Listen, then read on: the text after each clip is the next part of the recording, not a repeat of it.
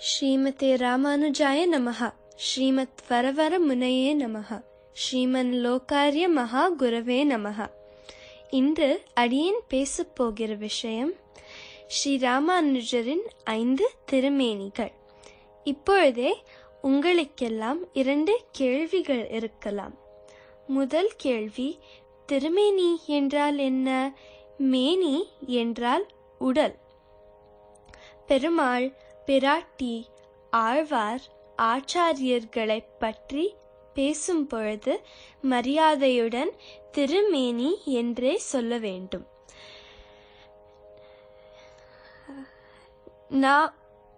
ராமானுஜருடைய 5 திருமேனிகள் என்றால் அவருடைய விக்கிரகங்கள். இரண்டாவது கேள்வி, நான் 3 திருமேனிகளை பற்றி தானே கேட்டிருக்கேன், நீயே அப்ப 5 திருமேனிகளை பற்றி பேசுகிறாய்? 5ல் 3 திருமேனிகள் தமருகந்த திருமேனி, தான் உகந்த திருமேனி, தான் ஆன திருமேனி. இவை இன்னும் பிரபலமான திருமேனிகள். மற்ற 2ம் பவிஷ்யதாச்சாரியன் திருமேனி மற்றும் திருமலையில் அனந்தாழ்வான் பிரதிஷ்டை செய்த விக்கிரகம். முதல் திருமேனி பவிஷ்யதாச்சாரியன் திருமேனி. நம்மாழ்வார் இந்த பூலோகத்தை விட்டு ஸ்ரீ வைகுண்டத்துக்கு போகிறதற்கு முன்பு மதுர கவி ஆழ்வார் தாம் திருவாராதனத்துக்கு நம்மாழ்வாரிடம் அவருடைய விக்கிரகத்தை கேட்டார். அதற்கு நம்மாழ்வார் அவரை தாமிரபரணி நதியிலிருந்து வந்த நீரை காய்ச்ச சொன்னார். ஆனால் மதுர கவி ஆழ்வார் காய்ச்சின நீரிலிருந்து வந்த விக்கிரகம் கொஞ்சம் வேற மாதிரி இருந்து, நம்மாழ்வாரின் உபதேச முத்திரையே இல்லாமல் இந்த விக்கிரகம் அஞ்சலி முத்திரையுடன் இருந்தது. நம்மாழ்வார் அதற்கு, இவர் பவிஷ்யதாச்சாரியர், இவர் பல ஆண்டுகள் கழித்து வந்து எல்லோரையும் திருத்தி பணிகொள்வார் என்று சொன்னார். இந்த பவிஷ்யதாச்சாரியன் திருமேனிதான் 5 திருமேனிகளில் மிக பழமையானது. இப்பவும் ஆழ்வார் திருநகரியில் இருக்கு. இரண்டாவது திருமேனி அனந்தாழ்வான் பிரதிஷ்டை பண்ணது. ஒரு சமயம் உடையவர் அவர் சிஷ்யர்களில் யாராவது திருமலைக்கு போய் திருவேங்கடமுடையானுக்கு புஷ்ப கைங்கரியங்களை செய்வார்களா என்று கேட்டார். அனந்தாழ்வான் அதற்கு தான் செல்வதாக கூறி திருமலைக்கு சென்று தினமும் பெருமாளுக்கு புஷ்ப கைங்கரியங்களை செய்தார். ஒருமுறை உடையவர் திருமலைக்கு வந்து சில காலம் தங்கினார். அவர் அங்கிருந்து கிளம்பும் பொழுது அனந்தாழ்வான் மிகவும் கஷ்டப்பட்டார். அவரால் உடையவர் இல்லாமல் இருக்கவே முடியவில்லை. அதனால் அவர் உடையவரை ஒரு விக்கிரகம் தந்தருள வேண்டும் என்று கேட்டார். இந்த திருமேனிக்கு இன்னும் ஒரு சிறப்பு உண்டு. திருமலையிலே சங்கு சக்கரம் பெருமாளுக்கு கொடுத்ததால் பாஷ்யக்காரருக்கு அப்பனுக்கு சங்காழி அளித்தவன் என்ற பெயர் வந்தது. இதனால் திருமலையில் அவர் உபதேச முத்திரையுடன் காட்சி தருகிறார்.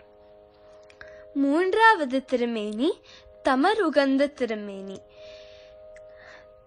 திருநாராயணபுரத்தில் உடையவர் இருந்தபோது அங்கிருந்த சிஷ்யர்கள் எல்லோரும் சந்தோஷமாகவும் பக்தியுடனும் இருந்தார்கள். அவர் ஸ்ரீரங்கத்துக்கு கிளம்பும் பொழுது அவர்கள் எம்பெருமானாரை விட்டு இருக்கவே முடியவில்லை. அதனால் ஒரு விக்கிரகத்தை கேட்டார்கள். அவர்கள் உகந்ததனால் மேல்கோட்டையில் இருக்க விக்கிரகத்துக்கு பெயர் தமர் உகந்த திருமேனி என்று ஆயிற்று. அடுத்த திருமேனி தான் உகந்த திருமேனி. எம்பெருமானார் பிறந்த இடம் ஸ்ரீ பெரும்புதூர். அவர் ஸ்ரீவைகுண்டத்துக்கு செல்வதற்கு முன்பு முதலியாண்டானின் திருக்குமாரர் கந்தாடையாண்டான் ஸ்ரீரங்கத்தில் ஒரு விக்கிரகத்தை ஏற்பாடு செய்தார். அந்த விக்கிரகத்தை எம்பெருமானார் தழுவி மிகவும் உகந்தார். இந்த விக்கிரகமே தான் உகந்த திருமேனி. ஐந்தாவது திருமேனி தான் ஆன திருமேனி. ஸ்ரீரங்கத்திலிருந்துதான் எம்பெருமானார் இந்த பூலோகத்தை விட்டு ஸ்ரீ வைகுண்டத்துக்கு போனார். ஸ்ரீ ரங்கநாதர் எம்பெருமானாருடைய திருமேனியை தன் சந்நிதி பிரகாரத்திலேயே திருப்பள்ளிப்படுத்த வேண்டும் என்று சொன்னார். இந்த 5 திருமேனிகளை கண்ணார கண்டு சேவிப்போம். அடியேன் இப்போ ராமானுஜரை பற்றி ஒரு பாட்டு பாடப் போகிறேன். ராமானுசன் பணி மனமே திருநாரணன் திருவடி தொழும். ராமானுசன் பணி மனமே சகல உயிரும் சாமம் என்று சொல்லி திருநாரணன் நாமம் கற்பித்த. ராமானுசன் பணி மனமே திருநாரணன் திருவடி தொழும். ராமானுசன் பணி மனமே அதிசயமாய் ஆதிசேஷனாய் அரவணையாய் அவதரித்த. ராமானுசன் பணி மனமே திருநாரணன் திருவடி தொழும். ராமானுசன் பணி மனமே ராமனுக்கு இளையவனாம் கண்ணனுக்கு மூத்தவனாம் கலியுகத்தில் யதிராசனாம். ராமானுசன் பணி மனமே திருநாரணன் திருவடி தொழும். ராமானுசன் பணி மனமே திருமகள் புகழ் திருவருள் தரும். திருநாரணன்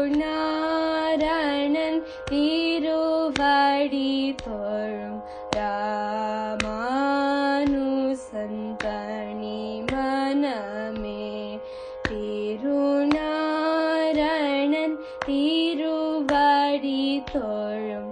ராமானுசன் பணி மனமே ராமானுசன் பணி மனமே ராமானுசன் பணி மனமே.